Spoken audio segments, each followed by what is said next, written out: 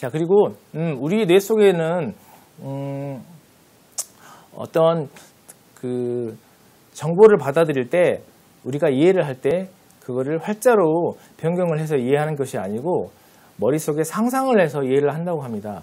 예를 들어 제가 일본을 예를 들어 여행을 갔다 와서 친구에게 얘기를 한다면 친구도 저의 얘기를 듣고 상상을 통해서 자기의 경험을 비추어서 그런 이미지로 내용을 받아들이고 이해를 한다고 하거든요. 그래서 글을 읽을 때 특히 책을 빨리 읽는 사람들은 글을 읽을 때 글자 하나하나에 집중하지 않고 그림을 그려서 마치 영화를 보듯이 머릿속에는 하나의 영화 같은 장면들이 지나간다고 합니다. 자, 이걸 이미지 리딩이라고 하는데요.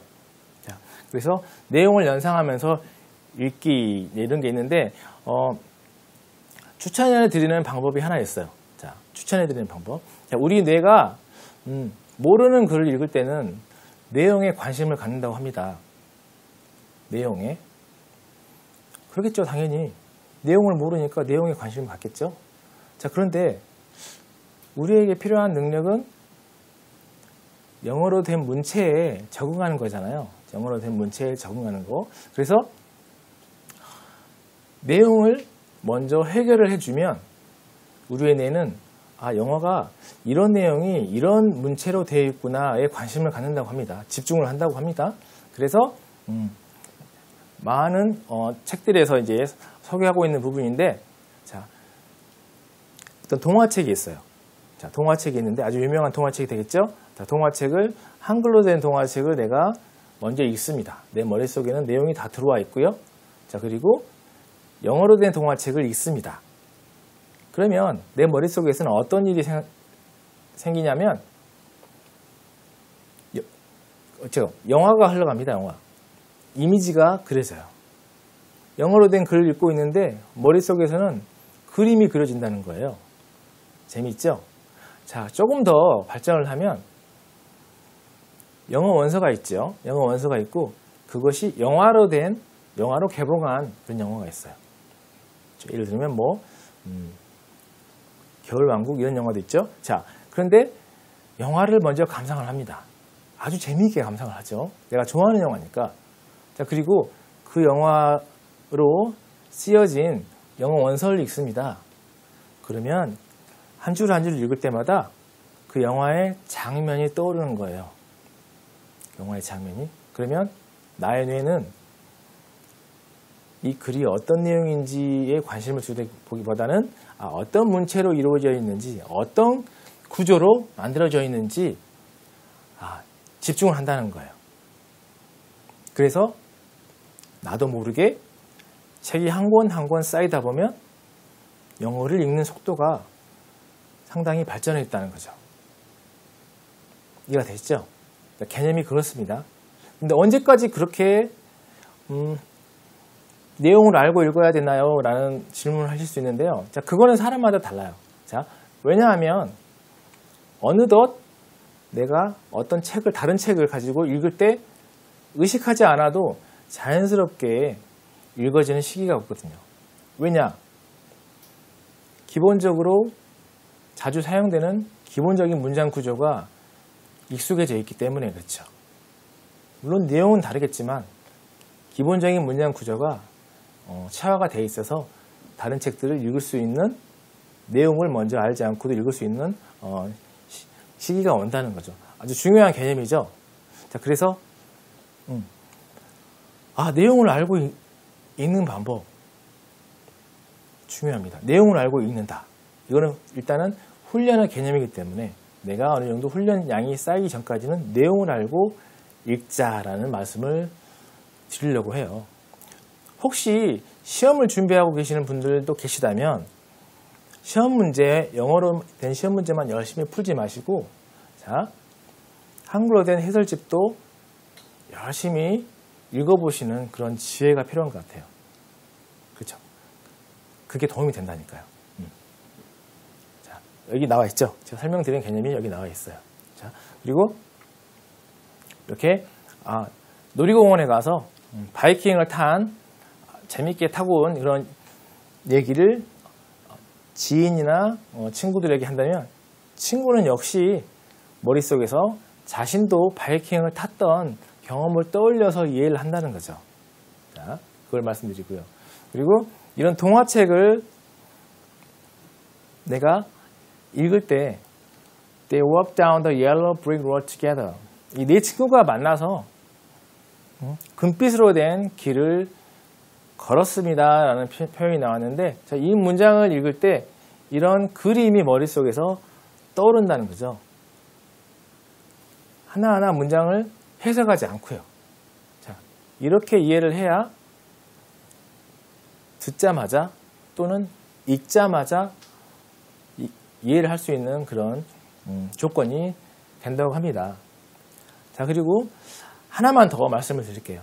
자, 영어는 우리와 가장 다른 점이 뭐가 있죠? 어순이 많이 달라요. 우리말과 어순. 자, 우리가 물놀이를 할 때 이렇게 재밌게 물놀이를 하고 있는데, 자, 아주 편안하게 물이 흘러오는 방향대로 튜브를 타고 내려오고 있죠. 자, 영어도 마찬가지로 영어가 나오는 또는 들리는 또는 읽는 방향대로 우리가 이해를 해 나간다는 게 중요합니다. 이걸 한자어로 순해, 순서대로 이해한다라고 하는데요. 자, 그래서 이런 문장들을 봤을 때 보고도, 자, 우리말로 매끈하게 이거를 해석해서 이해한다면 이렇게 정말 어떻게 보기도 힘든 이런 순서를 거쳐서 이해를 해야 되겠죠. 하지만 이렇게 나오는 순서대로 이해하는 훈련을 하는 게 중요하겠습니다. 자, 하나만 더 볼게요. 자, 이건 좀 간단해서 설명드리기가 쉬울 것 같은데요. 어떻게 이해하느냐면, 자, 문을 여는데 슬라이드 도어예요. 슬라이드 도어. 문을 열어서 슬라이드, 옆으로 to open. 문을 연다라는 그런 이해 순서를 이렇게 바꿔봤고요. 그리고 section to be opened.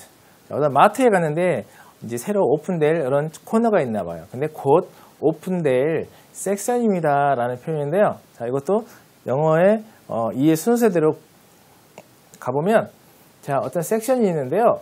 곧 오픈될 예정입니다라고 이해하시면 되겠습니다. 그리고 key to door. 자, 그 객실 키가 있겠죠. 자, 이게 저 문의 방키입니다라고 할 때, 자, 키가 있는데 방으로 가고 있는 키죠. 키가 열쇠 구멍으로 들어가는 그런 느낌입니다. 그래서 그 방의 키라는 표현이 되겠습니다. 그런데 한국말로 바꾸면 그 방의 키라고 해서 뒤에서 앞으로 가야 될 것 같은 그런 느낌이 드는데, 영어에서는 이렇게 표현한다고 해요. key to door. 한번 연상을 해볼까요? 어떤 키를 들고 열쇠 구멍에 집어넣으려고 이제 하는 동작을 생각하시면 되겠죠. 별거 아닌 것 같지만, 자, 이해하는 순서를 나오는 순서로 바꿔보는 거, 이게 중요하겠죠. 자, 특히 영어를 읽으실 때, 또 마찬가지로 들으실 때 영어의 순서대로 읽어보는 습관. 물론 처음부터 그게 쉽게 되지는 않을 겁니다. 저도 이 습관을 고치는데 시간이 상당히 많이 걸렸고, 이거는 여러분들이 연습한 양만큼 여러분 걸로 돌아오게 돼 있거든요. 자, 여러 가지 말씀을 드렸는데, 자, 오늘 두 가지만 한번 정리를 해볼게요. 자, 읽는 속도가 중요하다고 말씀드렸죠. 얼마의 속도? 상대방이 말을 하고 있는 속도를 내가 따라갈 수 있어야 된다. 자, 그러려면 글을 빨리 읽을 수 있어야 되는데, 어떻게 빨리 읽을 수 있다 그랬죠? 빨리. 내가 이미지로 바꿔서 이해하는 습관을 하면 된다. 그러면 어떻게 이미지로 바꾸나요? 내용을 알고 읽으면 된다. 내용을 어떻게 하나요? 동화책을 보거나 영화를 미리 보면 된다 라고 말씀드렸고, 그리고 마지막으로 나오는 순서대로 이해하면서 읽는 습관, 이렇게 갖추면 되겠습니다. 자, 어떻게 해요? 좀 해결되셨나요?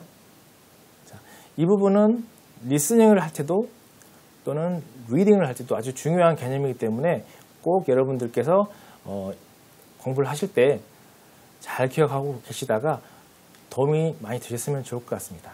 자, 오늘은 여기서 마치도록 하고요. 자, 다음 시간에는 이제 영어 독서를 어떻게 할 것인가. 자, 오늘은 이해 속도에 대해서 말씀을 드렸고요. 자, 영어 독서를 하는 방법에 대해서 여러분들과 또 시간을 갖도록 하겠습니다. 자, 대단히 수고 많으셨고요. 자, 다음 시간에 뵙도록 하겠습니다. Thank you for your time and see you next time. Bye bye.